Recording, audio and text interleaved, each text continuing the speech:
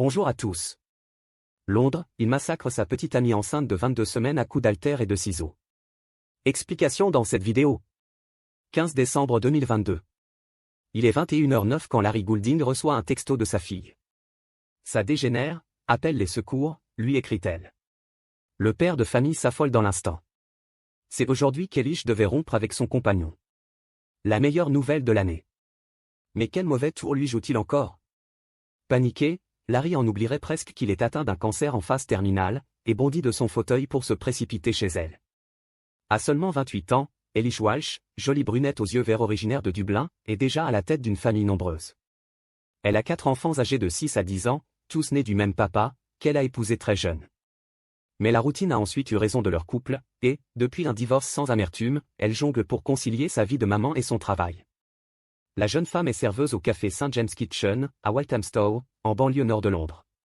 Ses journées sont lourdes, mais elle ne perd jamais son sourire et trouve toujours le temps d'aider son père malade. Ils s'adorent. Comme tous les papas, Larry souhaite le meilleur pour sa fille. Avant de mourir, il voudrait qu'elle retrouve l'amour. Qu'elle soit heureuse. En 2021, son souhait semble exaucé, Elish tombe amoureuse d'un certain Liam Taylor, un couvreur âgé de 37 ans. Sur un petit nuage, elle nourrit très vite des projets d'avenir avec lui. Mais l'heureux élu n'est pas un enfant de cœur. En 2015, il a purgé 1 an de prison pour avoir mis un violent coup de boule à sa petite sœur de 16 ans. Et en 2020, il a été condamné pour avoir frappé sa mère à coups de barre de fer. Pas un tendre. Mais Elish ne se méfie pas. Pas assez. Après quelques semaines de relation, il emménage chez elle, dans son petit appartement de Stoke Newington. Et c'est seulement là qu'elle comprend son erreur. Taylor est un fainéant alcoolique, toxicomane à ses heures. Et avec ça, il est infidèle. Il saute sur tout ce qui bouge. Se découvrant à nouveau enceinte, Elish choisit de garder l'enfant. Mais pas le père. Elle prépare son plan de bataille. Ce 15 décembre 2022, elle va lui annoncer que tout est fini. Mais on l'a compris, le moment fatidique venu, les choses ne se passent pas comme espéré. Alerté que la situation dégénère, Larry Goulding arrive en catastrophe à l'adresse de sa fille. Une petite maison à façade beige divisée en appartements, située sur Rectory Road. Elish habite au 2e et dernier étage. Le vieil homme, affaibli, monte à toute vitesse les escaliers, la main crispée sur la rampe, mais il doit s'arrêter à chaque palier pour reprendre son souffle.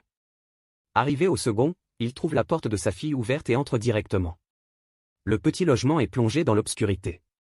Larry avance à tâtons jusqu'au salon, à la recherche d'un interrupteur. Elish? Appelle-t-il. Pas un bruit. Une fois la lumière allumée, il se dirige vers la chambre, mais quelque chose en bloque l'ouverture. Le vieil homme force le panneau et se fige, tétanisé d'horreur. Elish gît sur le tapis dans une mare de sang. Elle est nue. Son buste et son visage sont dissimulés sous une veste de chantier fluo. Le cœur prêt à exploser, son père écarte le vêtement et pousse un hurlement.